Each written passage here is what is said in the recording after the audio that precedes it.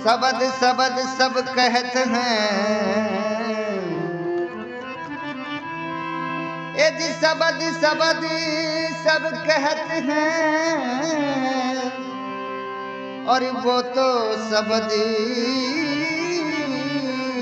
विदे है, जिव्या परियावे नहीं तो निरख परख कर ले। सबद पाय सुरती रखी, एज सबद पाय सुरती रखी, और सो पहुँचे दरबार, कहे कबीर वहाँ देखिए जहाँ बैठे पुरुषी हमार। अंखी माही पंखी दर से पंखी मध्य द्वारा, अंखी माघी पंखी दर से तो पंखी मध्य द्वारा, सो द्वारे दूरबीन लगावे तो उतरे भवे जल पारा। शून्य शहर में बास हमारा, और सो सरभंगी गावे, साहिब कबीर सदा के संगी, तो सबद महल ले आवे।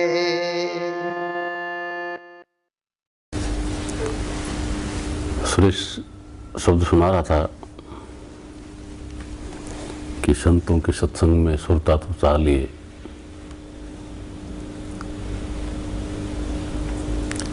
ये है भाई, संतों के सत्संग में कौन जाएगा?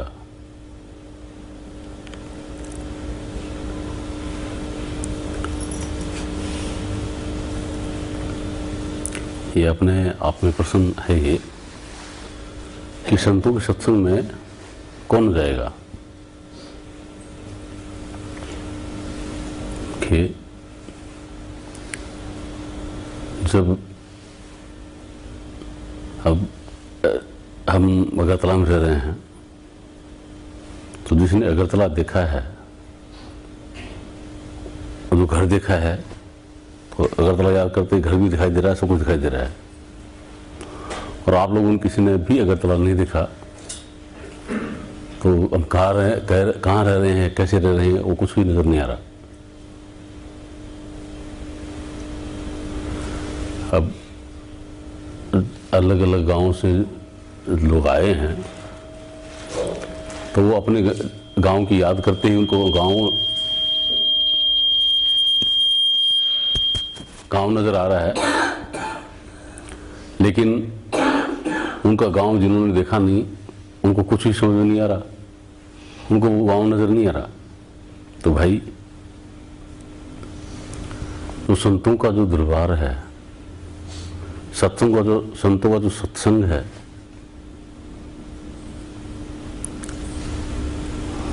उसको ये जो परमपिता परमात्मा और आत्मा जिसको कहते हैं, उसको ये शरीर और माइंड जो है, इसने कभी भी नहीं देखा है, कभी भी नहीं देखा है, और कभी देख भी नहीं सकते, उसका कभी अनुभव भी नहीं कर सकते। तो देख नहीं सकते जो उसका इनके द्वारा अनुभव नहीं कर सकते। और यहाँ पे प्रयास क्या है? प्रयास यही होता है कि जो शरीर और जो माइंड है, इसी से मतलब अनुभव किया जाए आत्मा का, परमात्मा का। तो ये असंभव है, ऐसे कभी भी नहीं हो सकता। हमें शरीर और माइंड क्या है, ये कार की तरह है। अब एयरपोर्ट हम आए, अब जिस प्लेन में आए उस प्लेन को पता है कि मेरे में कौन कौन आया, बता सकती है क्या वो? जिस प्लेन में हम आए वो परिंद बता सकती है कि मेरे में कौन कौन आए थे। फिर उस जिस कार में बैठ करके यहाँ आए, ठीक है, वो कार बता सकती है कि मेरे में कौन आया, और कार आकर सत्संग सुन सकती है क्या कभी भी, है ना। अब वो एक साधन है, उस साधन के जरिए एयरपोर्ट से यहाँ तक हम आ गए, सत्संग जहाँ हो रहा है यहाँ तक आ गए। तो जिस कार में आए, अब वो कार क्या है, वो कार सही हालत में होना जरूरी है। वो कार सही हालत में थी इसलिए आ गए, है ना। वो कोई भी कैसी भी कार हो, मतलब उसमें उस कार का कैसा भी रंग हो, कोई भी उसका मेक हो, कोई भी उसका मॉडल हो, है ना, किसी भी देश में बनी हुई हो, उसे क्या लेना देना है।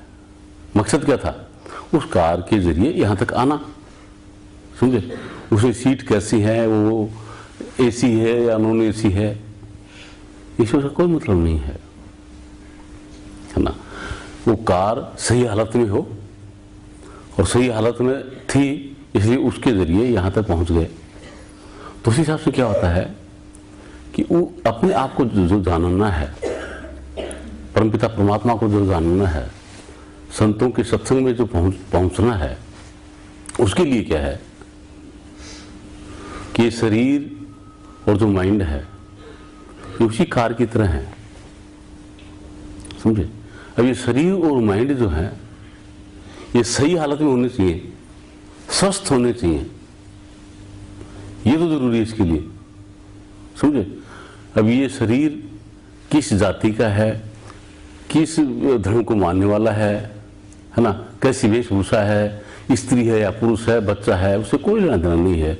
अमेरिका का है या इटली का है, कि ईरान का, यहाँ हिंदुस्तान का, पाकिस्तान का, उससे कोई मतलब नहीं है, समझे। तो उसके लिए चीजें लागू नहीं होती हैं। ये स्वस्थ होना चाहिए बस, माइंड स्वस्थ हो, शरीर स्वस्थ हो। स्वस्थ शरीर और स्वस्थ माइंड से इन पे ही असवार होकर के, है ना, जिसको यात्रा करनी है वो इनसे न्यारा है।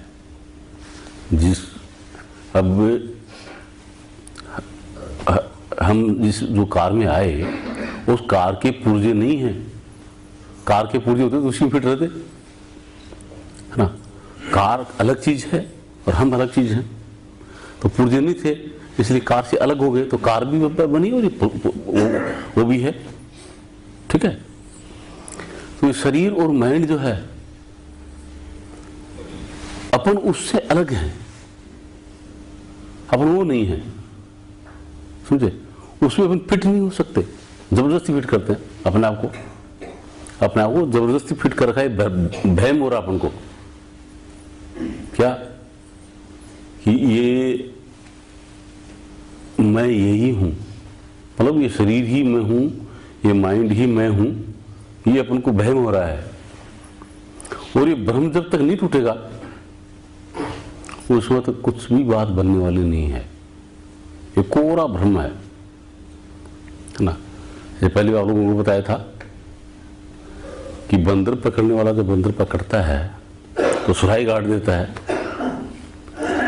और बंदर आकर के उसमें हाथ देता है, उसमें पड़े हुए जो सोने हैं, पतासे हैं, मूंगफली वगैरह जो हैं, उसकी मुट्ठी भरता है।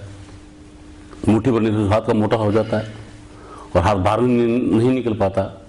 उसको भय ये हो गया क्या कि मेरे को किसी ने पकड़ लिया, जबकि उसको किसी ने भी नहीं पकड़ा। उसने खुद ने ही, मतलब क्या है, उसके अंदर जो सामान था उसको पकड़ लिया, उससे उसका हाथ मोटा हो गया, है ना। तो जब तक उसको ये भ्रम रहेगा कि मेरे को किसी ने पकड़ लिया, है ना, उस वक्त तक कभी भी वो अपनी मुट्ठी नहीं छोड़ेगा। प्रयत्न करेगा पूरा निकालने का, लेकिन क्या निकल सकती है? नहीं, समझे। वो सेकंड में निकल जाए। और उसको ये एक बार समझ में ये आ गया कि मेरे को किसी ने नहीं पकड़ रखा, मैंने जो मुट्ठी भर रखी है, ये मुट्ठी भरने से मेरा हाथ इसमें फंस गया, और छोड़ दे उसको तो उसको बाहर निकालने में कितना टाइम लगेगा? हाथ तो बाहर निकालने में कितना टाइम लगेगा? कुछ भी नहीं, समझे? तो उसी हिसाब से अपन को ये समझ आ जाए क्या कि ये मुट्ठी मनी भर रखी है, अब मुझे ही छोड़ना है, ये समझ आ जाए।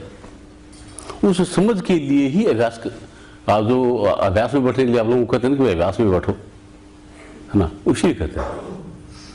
और वो बिना अभ्यास में बैठे अगर समझ में आ गया तो फिर अभ्यास की जरूरत ही नहीं, समझे? वो किसको समझ में आएगा? भाई शरीर और माइंड जो है ना, इनको पकड़ रखा है, इनको छोड़ना है। तो छोड़ना ये नहीं कि ट्रक के नीचे सर दे दिया बस वो छूट गया, और वो छूटना नहीं है, समझे? अपने आप शरीर में से और माइंड में से अपने आप को अलग करना, है ना, वो अभ्यास के जरिए होता है। अभ्यास से वो भी समझ में आता है, और वो जब तक समझ नहीं आएगा उस वक्त तक संतों के सत्संग में पहुंचे नहीं, समझे? यहाँ कितनी बार आते हैं, आप लोग भी आते हैं, है ना, तो ये शरीर और माइंड को ले आते हैं, समझे? लेकिन संतों का जो सत्संग है, वो उस परमपिता परमात्मा का जो सच्चा भजन है, चाहे उसको कुछ भी कहिए, चाहे उसको अखंड आरती कहिए, चाहे अखंड कीर्तन कहिए उसको, चाहे उसको अखंड नमाज कहिए, चाहे अखंड प्रार्थना कहिए, है ना, कुछ भी उसका नाम दे दीजिए, वो ये जो शरीर रूपी जो मंदिर है, इसके अंदर ही दोनों बहुओं के बीच में वो हरदम चालू है, हरदम चालू है, वो कभी भी बंद नहीं होता, समझे? लेकिन अपन कभी वहां गए ही नहीं, उसमें अपने आप को मौजूद किया ही नहीं कभी।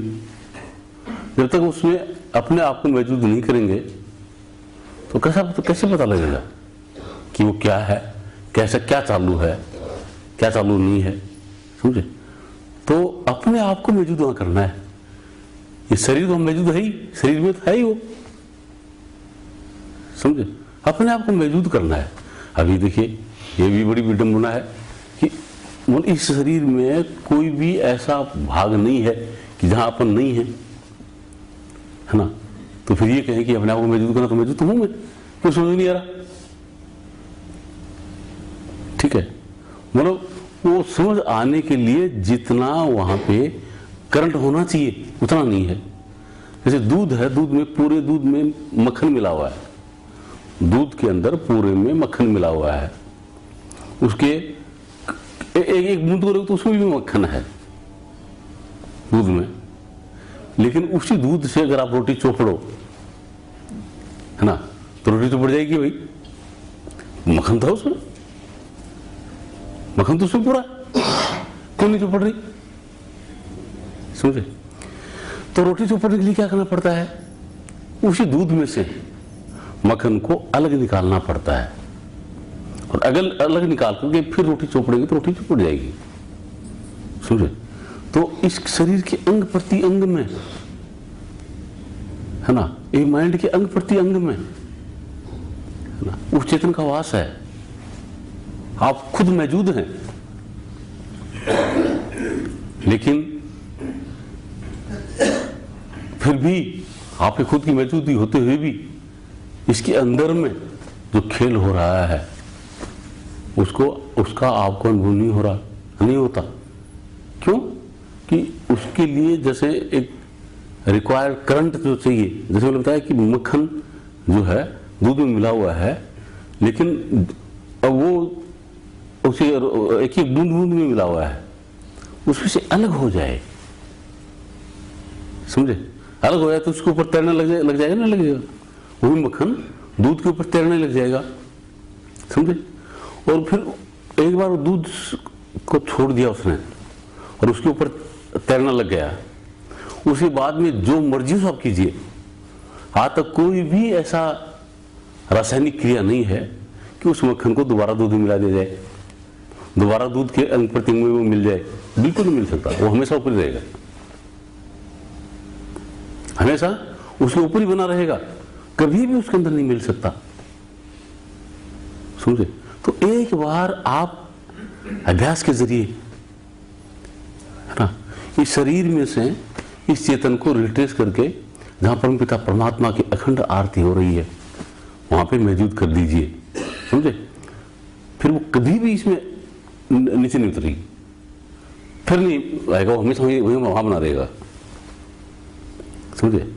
वरना तो क्या है कि देखिए इस शरीर में से क्या, जैसे कहा ना, सुरेश कह रहा था कि लाख शीश तू दे चुका हेमराजा की भेंट, कि अनेक बार अनंत अनंत युगों से जिन जिन योनि में अपना प्रसार हुआ है, हर बार मतलब ये जो शीश है यम की भेंट दिया है, मतलब शरीर हर बार हर योनि में ये शरीर में से चेतन रिट्रेस हुआ है, सिमटा है और सिमट करके दोनों भवों के बीच में आया है।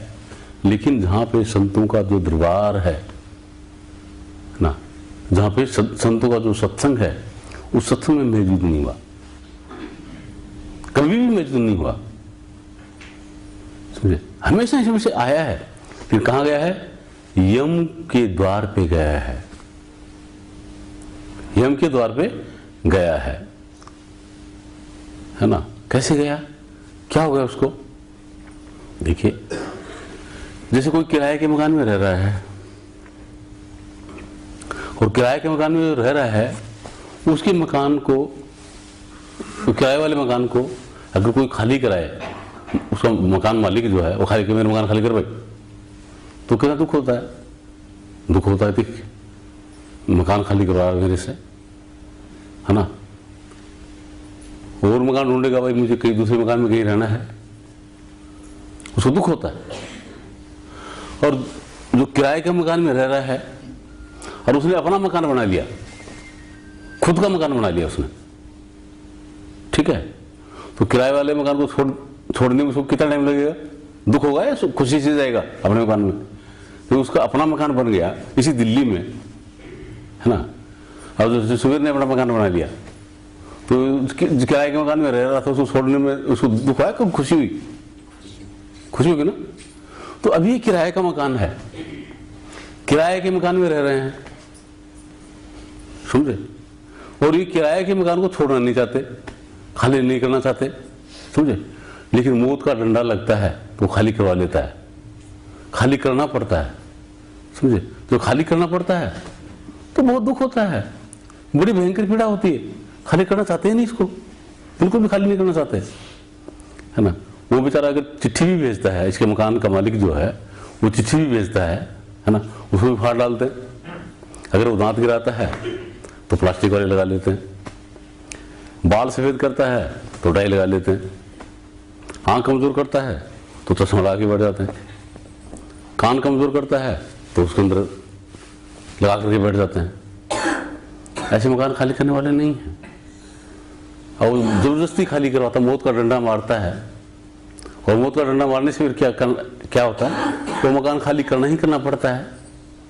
मकान खाली कर दिया और अपने मकान का पता नहीं है कि मेरा मकान कहाँ है, अपना मकान बनाया ही नहीं, मेरा मकान कहाँ है जानता ही नहीं, कि मेरा घर बाहर कहाँ है, मुझे कहाँ जाना है, उसको जानता ही नहीं, है ना। तो क्या होगा, बड़ा दुख होता है, खाली नहीं करना चाहता, इसको बहुत दुख होता है, समझे। लेकिन जो अपने घर में चला गया, जो अपने घर में चला गया, जो अपना है, किसी दूसरे का नहीं, समझे, तो उसको उस मकान खाली करने के लिए डर लगेगा, कुछ भी नहीं, बिल्कुल भी दुख नहीं हुआ उसको। इसलिए शत्रु को विश्वास क्या करते हैं कि जो मरने से झगड़े रे मेरे मन आनंद, कब मरी हूं कब पाई हूं पूर्ण परमानंद, कि दुनिया मरने से डरती है, क्योंकि उनको मकान खाली करना, किराए का मकान खाली करना पड़ता है, और उसका खुद के मकान उसका है नहीं, जानता नहीं, है ना। फिर किराए के मकान में जाता है तो बार बार मकान बदलने पड़ते हैं, तो फिर को परेशानी होती है। लेकिन मैं तो मेरा मकान बन चुका, मैं जानता हूं उसको, है ना, तो मुझे तो आनंद होता है। तो इसमें किराए के मकान को खाली करता तो अपने घर में जाता हूँ, मुझे मजा आता है, और हमेशा हमेशा के लिए कभी खाली कर दूं, है ना, तो और परमानंद के अंदर समा जाऊं, ठीक है। तो ये कबीर साहब ने समझाने के लिए कहा है, क्योंकि आनंद जो है, इसको आनंद कहा जाता है, आनंद कहीं बाहर से मोल नहीं लिया जा सकता। आनंद खुद का स्वभाव है, जिसको सेल्फ कहते हैं, जिसको आत्मा कहते हैं, जिसको परमात्मा कहते हैं, उसका स्वभाव ही आनंद है। वो परम चेतन है, उसका स्वभाव आनंद है, उसको आनंद लेने की जरूरत नहीं। ये नहीं कि अभ्यास में बैठे तो आनंद आएगा। अगर अभ्यास में बैठे कि आनंद किसको आ रहा है तो किसको आएगा वो आनंद? वो चित्त को आएगा, माइंड को आएगा। क्या आप माइंड हैं? है ना? वो तो नाटक हो गया, वो अभ्यास नहीं हो रहा है, असली मंजिल पे नहीं जा रहे हैं। अगर आनंद आप अंदर में जाकर के, आपका मकसद ये है कि मुझे आनंद आए, अंदर में खुशी आ जाए, या आनंद मेरे अंदर आ जाए, समझे? तो भाई अभी तक अपने आप को नहीं जाने। आनंद माइंड को आ रहा है, और माइंड आप है नहीं, तो अपने आप को नहीं जाने। अगर अपने आप को जान गए तो आनंद को लेने की जरूरत नहीं है, उसका स्वभाव ही आनंद, आपका खुद का स्वभाव आनंद है, समझे? खुद का स्वभाव ही आनंद है, ठीक है। तो संतों के सत्संग में श्रोता तो चाह लिए, क्यों? कि उस जिसको सेल्फ कहते हैं, जो अपना घर है, उस घर को इस शरीर ने कभी नहीं देखा, इस माइंड ने कभी नहीं देखा, उसी विषय में सोच भी नहीं सकते। लेकिन जो श्रुत और नृत्य जो है, उन्होंने उस घर को देखा है, इन्होंने उस घर को देखा है, ठीक है। तो अब क्या है कि वो इस संसार का अंतर्द्वंद है, इस अंतर्द्वंद में इतनी मतलब फंसी हुई हैं कि उनको उस घर की कभी याद नहीं आती, कभी याद ही नहीं आती, समझे? तो अभ्यास करने से वो क्या होता है कि धीरे धीरे धीरे धीरे उस घर की याद आना शुरू हो जाती है कि मेरा वास्तविक घर कैसा है, ठीक है। और उस घर की याद आकर के एकदम तड़प पैदा होती है ना, और उस घर के अंदर प्रवेश मिल जाता है और ये जीवन सफल हो जाता है, ठीक है। ये जो जीवन है ये सफल हो जाता है। तो अभ्यास की जरूरत है, इसीलिए जरूरत है, वरना अभ्यास किस चीज का अभ्यास करना है? अपने आप को जानना है, अपने आप को जानने के लिए अभ्यास करना पड़े। अपने आप को जानने के लिए कि राजकुमार है कि मैं राजकुमार हूं, ये किसी से पूछना पड़ेगा मैं राजकुमार हूं? ये पूछना पड़ेगा किसी से कि मैं राजकुमार हूं क्या? ये पूछना पड़ेगा, समझे? खुद को जानने के लिए किसी से पूछना थोड़ी पड़े, उसके लिए अभ्यास थोड़ी करना पड़े, समझे? लेकिन भूली पड़ गई, बेहोशी आ गई, समझे? तो बेहोशी हटे और होश में आ जाए, समझे? तो होश में आने की जो कला है वो भजन है। होश में आने की जो कला है वो नाम है, समझे? जो नाम है वो होश में लाने की दवा है। उसका इस्तेमाल करने से खुद को खुद का होश आता है, खुद को खुद का होश आता है। और खुद को खुद का होश जब आता है तब अपने निज घर में पहुंच जाते हैं, है ना। सुखी वही है जो पूर्ण रूप में स्वतंत्र है और जो अपने घर में रहता है, वही सुखी। अभी ये शरीर पराया घर है, ये माइंड है, ये पराया है, अपना नहीं है। इसमें रहता है चेतन, इसमें रहता है जीव, उसमें रहते हैं अपन, है ना। कैसे सुखी हो सकते हैं? पराधीन है। पराधीन सपने में सुख नहीं, दूसरे पे आश्रित हो गए तो सपने में भी सुख नहीं मिल सकता, समझे? दूसरे पे आश्रित हो गए तो पूर्ण रूप में स्वतंत्र होना है ना। मतलब अपने ऊपर किसी प्रकार का कोई भी आवरण नहीं रहे, कोई पर्दा नहीं रहे। इसलिए कहते साधु रहता नंगम नंगा, जिसके नैनों में बहती गंगा। साधु कौन है, संत कौन है? तो बिल्कुल नग्न है, वो एकदम नंगा है ना, और जिसकी नैनों में गंगा बह रही है। ठीक है, तो नग्न का मतलब क्या है कि साधु हुआ है जो चेतन आत्मा है, उस पर कोई आवरण नहीं रहा, कोई भ्रम नहीं रहा, सब भ्रम गायब हो गए, खत्म हो गए, अपने आप में जगमगा उठा, अपने आप में जगमगा उठा, है ना। कैसे जगमगा उठा? कहा कि मुझे मेरी मस्ती कहाँ लेके आई, सिवा मेरे अपने कहीं कुछ नहीं है। खुद के सिवा कुछ कोई है ही नहीं, खुद के सिवा न तो सतगुरु है, खुद के सिवा न परमात्मा है, खुद ही जो है वही सतगुरु है, खुद ही परमात्मा है ना। कोई ऐसा नहीं कि कोई चार भुजा वाला आएगा आकर के तुमको संग बजाता हुआ कोई दिखाई देगा या आशीर्वाद देता हुआ दिखाई देगा, है ना। अगर ऐसा कुछ दिखाई देता तो कोई माया है, वो ब्रह्म है। कुछ भी अगर आपको दिखाई देगा, कुछ भी अगर प्रकट होगा तो कोरा ब्रह्म है वो, या आपके माइंड ने ऐसा गढ़ लिया, माइंड ने ऐसी रचना कर ली, है ना। वो मायावी स्वरूप है। कुछ भी दिखाई देगा, कुछ भी सुनाई देगा तो माइंड ने गढ़ रखा, ऐसा होगा। जो सत्य है, जो हकीकत है, वो एकदम निराला है, समझे, एकदम निराला है वो, है ना। अभी आंख देख रही है, क्या अपने आप को देख रही है? आंख देख रही है, अपने आप को देख रही है क्या? अपने आप को देख सकती है क्या? सामने कांच लगाते तो प्रतिबिंब दिखाई देता है, प्रतिबिंब उसका दिखाई देता है, समझे। तो अपने आप को जानना, अपने आप का अनुभव करना, किससे? अपने आप से, अपने आप से अपने आप का अनुभव करना, समझे। और वो जो अनुभव होगा तो क्या है? खुद सतगुरु और परमात्मा एक ही है, जुदा नहीं है ना।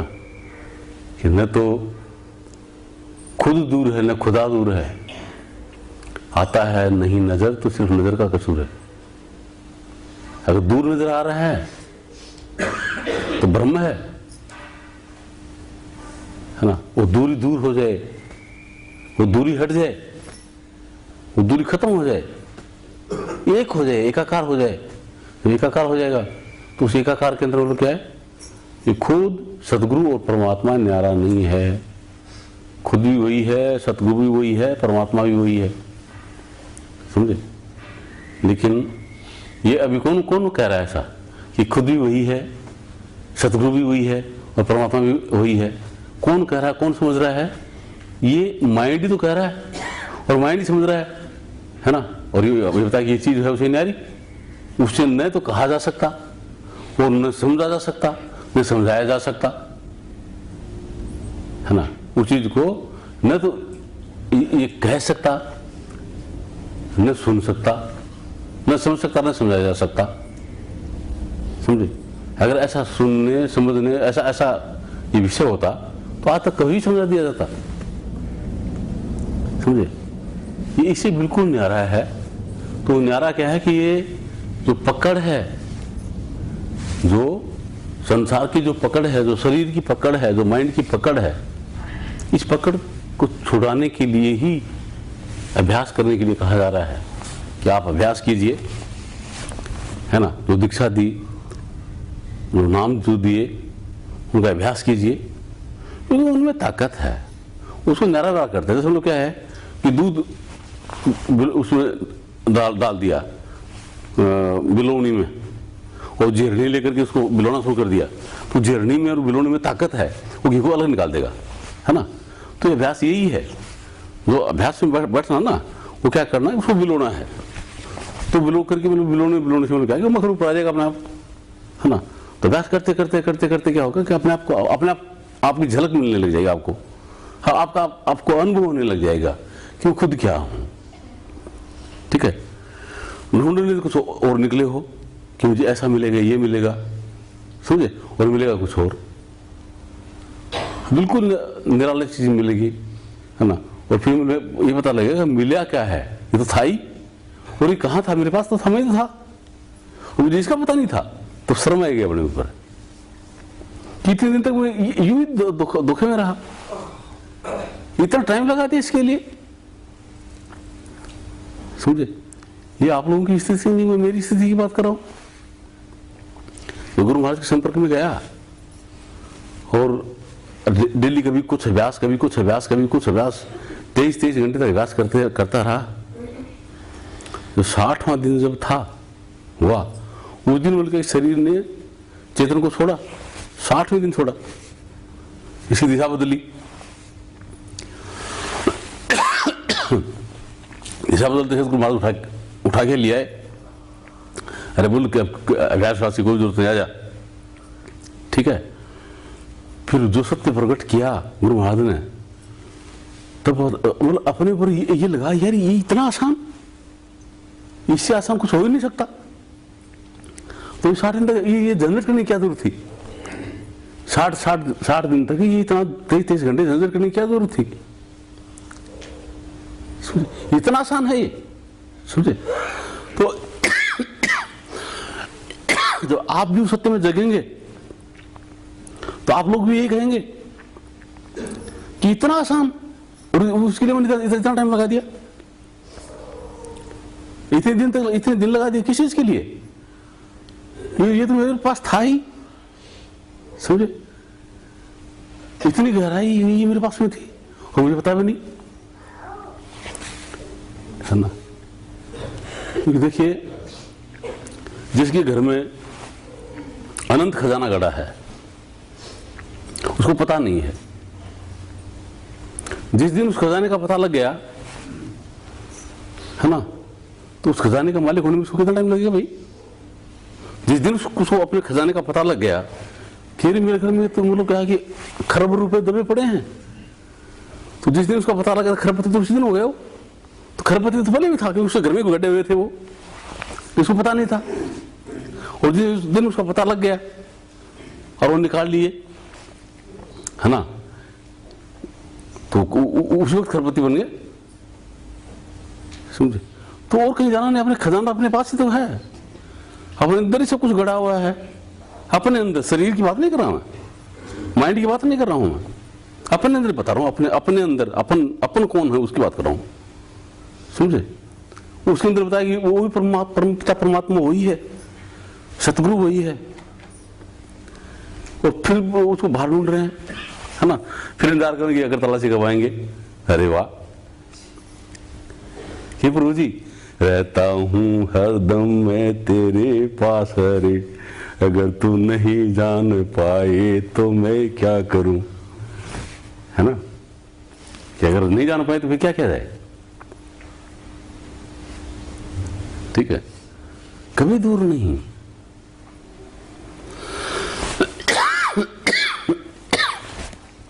एकदम ऐसा कैसा सत्य है।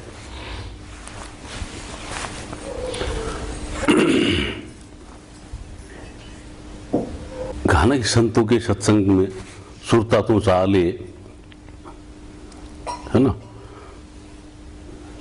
सतगुरु का सत्संग सुन के हो जाती निहालिए। सतगुरु का सत्संग क्या है, अपना ही है। कोई बाहर से बाजा नहीं बज रहा है, बाहर से कोई ज्योति प्रकट नहीं हो रही है उसकी। वो अंतर ज्योत निरंतर वाणी जो है, जो अपने अंदर में, शरीर के अंदर की बात नहीं कर रहा हूं मैं, अपने अंदर की बात कर रहा हूं, अपने अंदर, है ना। अपने अंदर अंतर ज्योत, अपने अंदर में ज्योति है, निरंतर वाणी, है ना। और अपने अंदर ही निरंतर हरदम वो परम पिता परमात्मा की अखंड आरती हो रही है। अपने ही अंदर हो रही है और अपन को पता नहीं। बताओ, सब कुछ अपने अंदर हो रहा है, अपने को पता नहीं। समझे? यही तो ब्रह्म है, यही तो ब्रह्म है। इसी भ्रम को तोड़ना, समझे, उसी भ्रम को तोड़ने के लिए वो अभ्यास है, उसी के लिए अभ्यास है। समझे? आप लोगों के अभ्यास करने से, अगर अहमदाबाद में या अगरतला में या ओल्ड में अगर बोरी जाए तो मत करना। आप लोगों के अभ्यास करने से, अगर आप गेहूं की बोरी या चीनी की बोरी या और किसी चीज की बोरी अगर वहां पहुंच रही हो ना, तो अभ्यास मत करना। समझे? मेरे यहां जाए तो मत करना। अरे आप लोगों के अभ्यास करने से आप लोगों को फायदा होगा, क्योंकि जो रुपये को कमाता है धनवान वो बनता है, रुपये को कोई फर्क नहीं पड़ता। वो रुपया चाहे राजकुमार के पास में, चाहे सुरेश के पास में, चाहे जगदीश के पास में, चाहे कैलाश के पास में, उसको क्या फर्क पड़ता है ना? जो कमाता है ना, धनवान वो बनता है, वो बनता है ना, उसके पास उसकी पावर आती है। पैसे को क्या फर्क पड़ता है? फिर विद्या को कोई फर्क नहीं पड़ता है, जो पढ़ता है वो विद्वान बनता है, जो पढ़ता है सब विद्वान बनता है। समझे? तो भैया जो अपने आप को जो पढ़ता है ना, वो परमात्मा प्रकट हो जाता है। और कैसा? देखिए, उसको अलग कहा जाता है। अब कई बार आप लोगों को पता है कि बड़ के बीज में अनंत अनंत बड़ छिपे हुए हैं। बड़ के बीज में अनंत अनंत बड़ छिपे हुए, कोई बता नहीं सकता कि इसमें कितने बड़ होंगे। उसी बीज के अंदर अगर देखो तो एक भी बड़ नजर नहीं आता।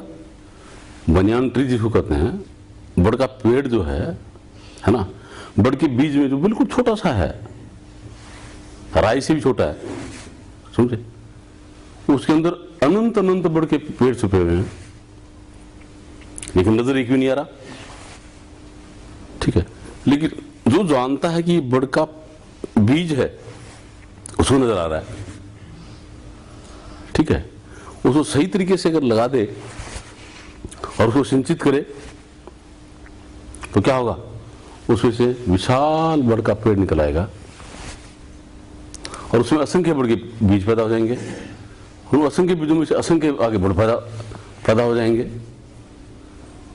समझे? उस एक ही बीज के अंदर इतनी ताकत है, कोई भी वैज्ञानिक ये नहीं बता सकता कि उस बीज में कितने बड़ के पेड़ छिपे हुए हैं, कितने बड़ के पेड़ है उसके अंदर, कोई नहीं बता सकता। समझे? उस हिसाब से आपके अंदर अथाह अनंत, जिसको बेअंत कहा जाए, है ना, वो ताकत छुपी हुई है, वो खजाना छुपा हुआ है, वो पावर छुपी हुई है, वो अंतर ज्योति छुपी हुई है। समझे? लेकिन जैसे उस बीज के अंदर बड़ नजर नहीं आ रहा, उसी हिसाब से आपको वो नजर नहीं आ रहा है। समझे? उसको अभ्यास के जरिए लगाओ, अभ्यास से उसको अगर सिंचित करोगे, उसको यहां लगा करके अभ्यास से उसको अगर सिंचित करोगे, है ना, तो उससे अंकुर फूट आएंगे। और जो अंदर में शब्द धुनकार जो दे रहा है, तो परमपिता परमात्मा की अखंड आरती जो हो रही है ना, वहां पे मौजूद हो जाएगा। वहां मौजूद होते ही सबसे पहले अपन को अपनी अमरता का अनुभव होगा। अभी तो जीवत्व है, जीव भाव है, जीना चाहता है। जीव भाव इसलिए है ये कि इसलिए तो जीना चाहता है, इसको अपनी अजरता और अमरता का अनुभव नहीं है, पता नहीं है कि कभी मरने वाला मैं नहीं हूं, इस चीज का इसको पता नहीं है। जीव भाव इसमें डरता है कि मैं मर जाऊंगा, भय बना हुआ है ना। तो जीव भाव छूटे और अपना अमरता का अनुभव हो।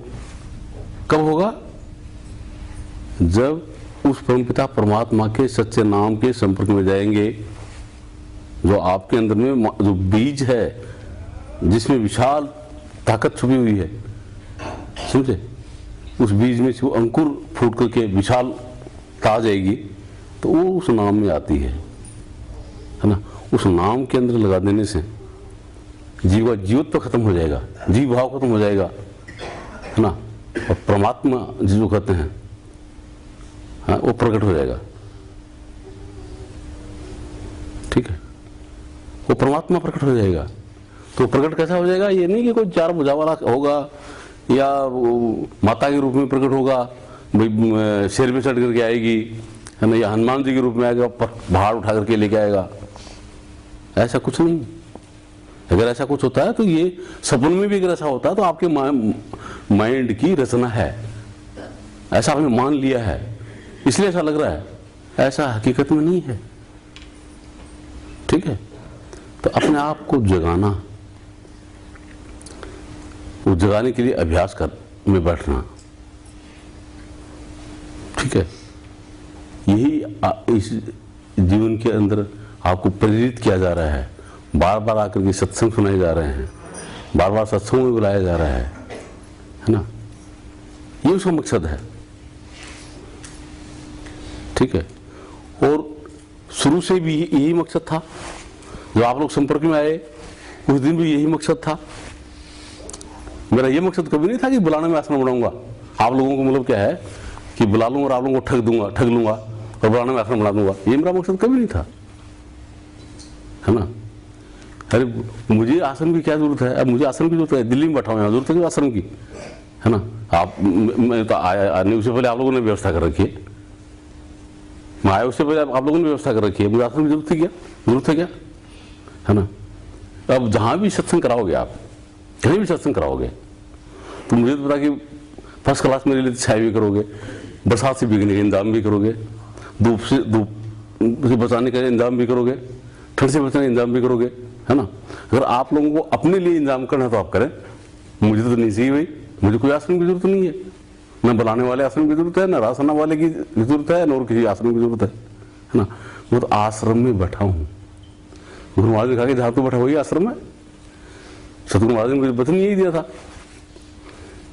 कि अपना तो बजीदा में आश्रम जो है, तो जब मैं गुरु महाराज को बंद करके चला तो महाराज जी आश्रम में यहाँ क्या करेगा? तू जहाँ रहेगा वही आश्रम ही आश्रम है, क्या क्या जरूरत है आश्रम की? ठीक है, तो मुझे तो आश्रम की जरूरत नहीं है। मेरे गुरु महाराज का वचन भी मैं भी बता रहा हूँ, सही बता रहा हूँ, कोई जरूरत नहीं है। आप लोगों को जरूरत है तो आप लोगों को करे रहे उसमें।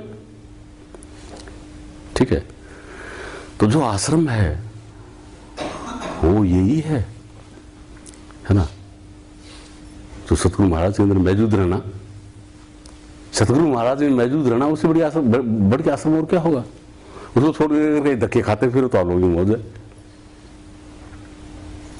उसको छोड़ करके और कहीं धक्के अगर खाओ तो आप लोगों की मौज है। और अगर उसके अंदर मौजूद हो गए, समझे, तो निहाल हो जाओगे। मैं तो इसी तरीके से निहाल हुआ, है ना। आप लोग ऐसे निहाल हो गए, क्योंकि ये हकीकत है। ये मतलब ऐसा मत मानना कि भाई ये संत महात्मा वाला पता नहीं आप अपने लिए ऐसा कहते हैं, ये नहीं भैया, ये हकीकत है। क्या? न रोके पाया जाता है, न हंस के पाया जाता है।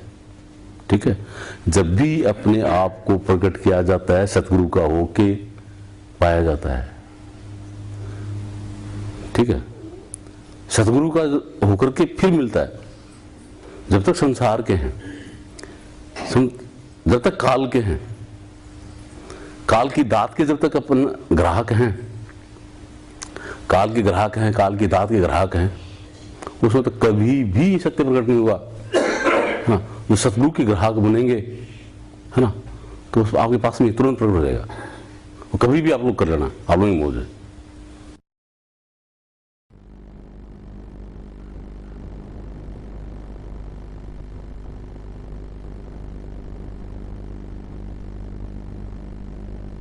से जब बन गया तो हो जाए। और उस अभ्यास में भी क्या है? बहुत सिंपल।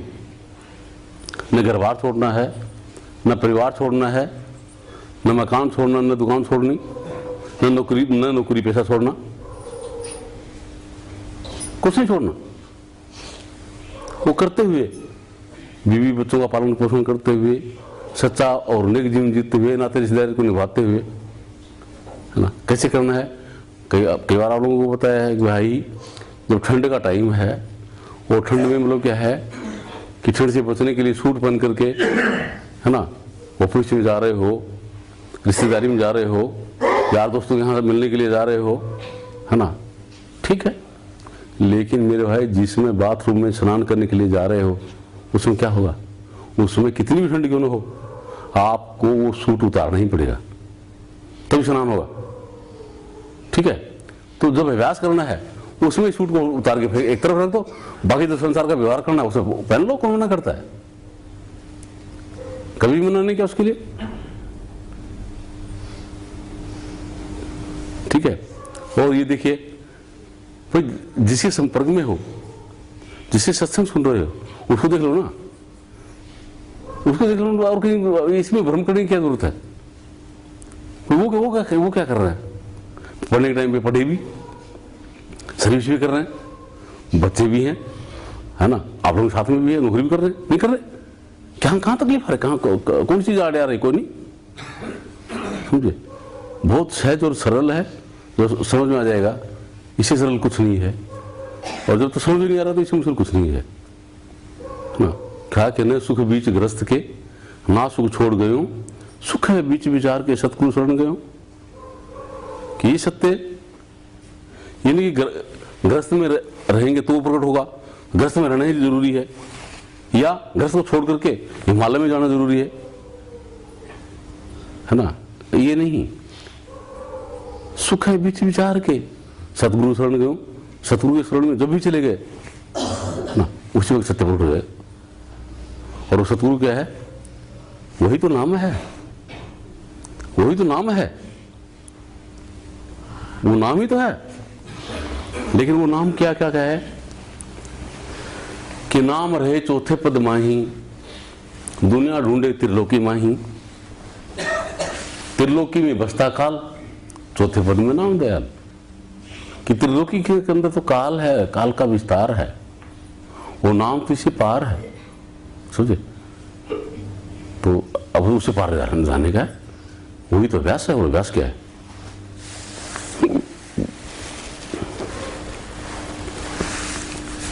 हाँ तो आप लोगों से पूछने का मैंने वक्त दिया था, ये तो मैं बीच में बताने लग गया। आप लोग पूछिए। अच्छा ला पड़ा राम पुकारी पुकारी और आंखड़ियां मंदी पड़ी पंथ निहारी निहारी, कि वो कृष्ण प्रेम में इतनी मगन थी, अंधविश्वास था कोरा, सत्य प्रकट नहीं हुआ था, कुछ माँ ने कह उसी हिसाब से वो उसमें लग गई, समझे। तो दृढ़ता थी अंदर में, तो वो सोचा कि मेरे कृष्ण आएंगे, है ना। तो वो देखते देखते कि मेरी आंख भी कमजोर हो गई, और कृष्ण कृष्ण पुकारते पुकारते जीभ में भी छाले पड़ गए, लेकिन आए नहीं, हुआ नहीं।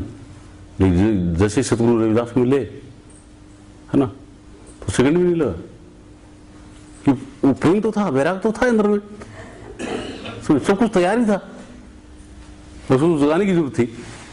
मतलब जैसे एक दीपक भी है, घी भी है, बाती भी है, ठीक है, और माचिस भी हुई, तो उसको सिंबल करके इग्नाइट करने की जरूरत है, बस तो उसको सिंबल कर दे और उसको तो बस जला दी थी, इतनी जरूरत थी, तो सब कुछ तैयार था।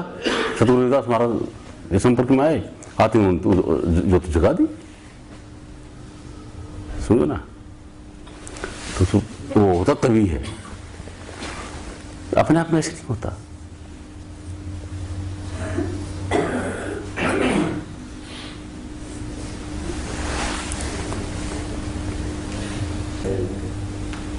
उसकी आपकी महिमा सुनती है, आपको सुना। तो यार दोस्त, ये अपने आप किताबों में ये भी पढ़ा होगा कि अपने आप से नहीं करना चाहिए, ये नहीं लिखा किताब में। इसमें लिखा कि ध्यान करना है, तो उसमें ये लिखा कि सतगुरु के संपर्क में जाकर फिर ध्यान करना चाहिए, ऐसा लिखा होगा। किताब में पढ़ के ध्यान करना शुरू किया ना आपने, तो किताब में ऐसा भी तो लिखा होगा कि अपने आप नहीं करना चाहिए, सतगुरु के संपर्क में जाकर फिर करना चाहिए, ऐसा नहीं लिखा गया? नहीं पढ़ा? नहीं, ऐसा होता है।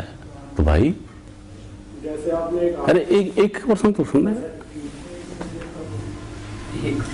समझे? तो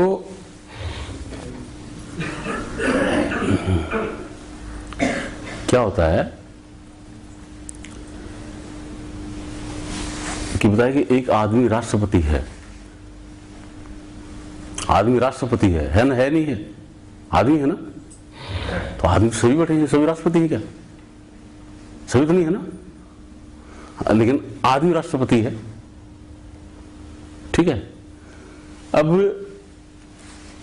अब्दुल कलाम अगर खड़ा हो और अपन जानते हो तो क्या बताएंगे कि देखिए कभी यार मैंने सुना कि आदमी राष्ट्रपति है, और अब्दुल कलाम खड़ा और मैं जानता हूँ कि ये है ना, ये है राष्ट्रपति, आदमी है नहीं है, हाँ ये राष्ट्रपति है, समझे? और अगर तू नहीं जानता और फिर ये कहा कि भाई आदमी राष्ट्रपति है और अब्दुल कलाम भी वहीं भी खड़ा हो, तो भाई कहाँ है राष्ट्रपति, कौन है राष्ट्रपति, समझे? ऐसे पता नहीं लगेगा, ऐसे कभी पचना पड़ता है, क्योंकि वस्तु कहीं ढूंढे कहीं किस विधा आवे हाथ, कह कबीर तपाया जब भेदी लीजिए साथ। जो अंतर का जो भेद होता है वो पुस्तकों में नहीं मिलता, वो जुबान से नहीं बताया जा सकता, है ना?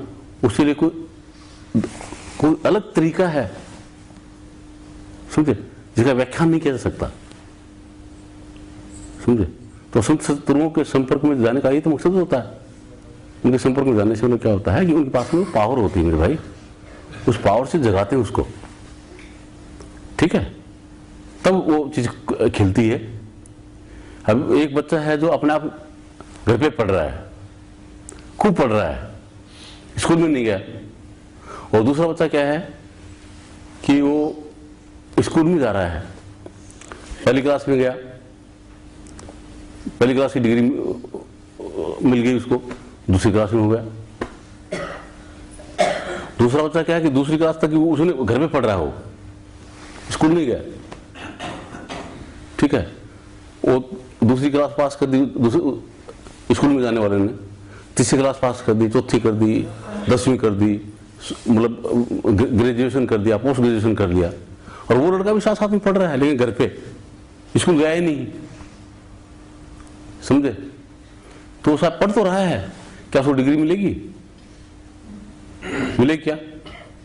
कल अगर कहीं पे ये मतलब वैकेंसी निकलती हैं, क्या IAS के लिए मतलब वैकेंसी निकलती हैं, उसमें ग्रेजुएट है उसको मतलब अप्लाई कर सकता है, तो वो तो अप्लाई नहीं कर पाएगा जबकि उसके पास ज्ञान है, नॉलेज है उसके पास, समझे ना?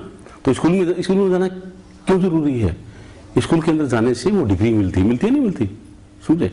तो इसी स्कूल में जाने के लिए मतलब ये संतों का स्कूल जो है, इसके अंदर जाने से कोई सत्य को प्रकट करने की कोई कला है, उस कला की वजह से वो चीज बनती है, ऐसे नहीं बनता, ठीक है? क्योंकि एक बार इसका कोई सवाल, इसका समाधान तो यार ये बता देंगे सत्संग में, नीचे पूछ लेना, ये बता देंगे, ठीक है? चिंता मत कर। समाधान तो ये तो उसकी चिंता ही छोड़ दे, मेरे सर में दर्द हो रहा है ना, और अपने आप मत कर, है ना? किसी सच्चे संत सतगुरु के संपर्क में जाकर के फिर वो जैसा तरीका बताया ना उस हिसाब से कर, हो जाएगा फिर, ठीक है? हाँ भाई कुछ भाई पूछ रहा था। जैसे आपने कहा कि मीरा भाई जो है कृष्ण का नाम ले लेके जो वहाँ पे उसकी रोड़ी थी का, तो उसमें जो है धर्म था, वो धर्म था उसका जो था, अमृत जो है जहर जो अमृत कैसे बन गया? हाँ वो तो मतलब संकल्प से बनता ना भैया, संकल्प था, लेकिन था नहीं, वो तो होता है, ताकत तो है इंसान में, ये थोड़ी ताकत नहीं है। माइंड जो है ना, माइंड जो है, माइंड कल्प वृक्ष है, ये कल्प वृक्ष है, जिसको कल्प वृक्ष कहते हैं, वो कल्प वृक्ष और कोई दूसरी जगह नहीं है, ये माइंड ही है। इसे माइंड ने कल्पना करके ही तो सब कुछ बना डाला। परमात्मा ने तो क्या, मालिक ने क्या दिया था? मालिक ने तो एक जमीन दी थी, है ना? इस माइंड ने कल्पना करके Hindustan, Pakistan, Italy, Iran, Iraq, America आदि बना डाले, समझे? इसलिए कल्पना करके मतलब क्या कि पानी में भी लाइन खींच दी कि ये अरब सागर है, ये हिंद महासागर है, ये बंगाल की खाड़ी है, क्योंकि तुम एक साथ में मिले हुए हैं, समझो ना। और इसी ने मुझे क्या हिंदू मुसलमान सिख ईसाई आदि बना डाला, समझो ना। तो मतलब संकल्प शक्ति इसकी, उस संकल्प शक्ति के हिसाब से उसका असर होता है, ठीक है। तो मीरा की संकल्प शक्ति क्या थी, वो उस नाम के बल में ताकत तो है ही, नाम में ऐसे नाम की ताकत नहीं है, जो भी नाम ले रहे हैं उसमें ताकत तो है, समझे। और उसके बल के ऊपर ही देखा गई, ठीक है, कि ये जहर है ही नहीं, है ही अमृत, ठीक है ना। तो जिस भाव से पियो करोगे उस हिसाब से उसका असर होता है। अब आपके दिल में ये आ गया, खाना खा रहे हैं आप, और खाना खाते वक्त क्या कि कुछ नहीं, न कोई उसमें मक्खी गिरी, न कोई कीड़ा गिरा, कुछ नहीं, और आपके दिल में आपने क्या देख लिया कि ये जो क्या कहते हैं जीरा, जला हुआ जीरा देख लिया, ठीक है। और आपके दिल में ये आ गया कि यार इसमें तो मक्खी थी, ये खाना मैंने खा लिया, मक्खी थी, तो क्या हो जाएगा, वोमिट हो जाएगा, उल्टी, वो वापस उल्टी हो जाएगी। वो आपके दिल में ये आ गया ना कि मक्खी थी, तो वो वोमिट हो जाएगा। और आपने देखा ही नहीं तो मक्खी भी चली गई ना अंदर में, तो भी भस्म हो जाएगी, हजम हो जाएगी वो, ठीक है। तो संकल्प शक्ति के ऊपर डिपेंड करता है कि जिसकी जितनी दृढ़ संकल्प शक्ति होती है ना, उतना ही उसमें पावर होती है। अगर आपकी संकल्प शक्ति दृढ़ है और ये कहे कि मकान फट जाए तो फट जाएगा, समझे। तो संकल्प शक्ति का काफी जबरदस्त प्रभाव होता है, लेकिन उन चीजों से ऊपर निकलना है, उसी में नहीं फंसे रहने की जरूरत है।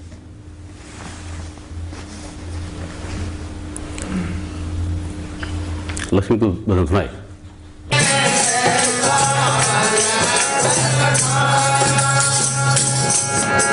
जो समाज में सब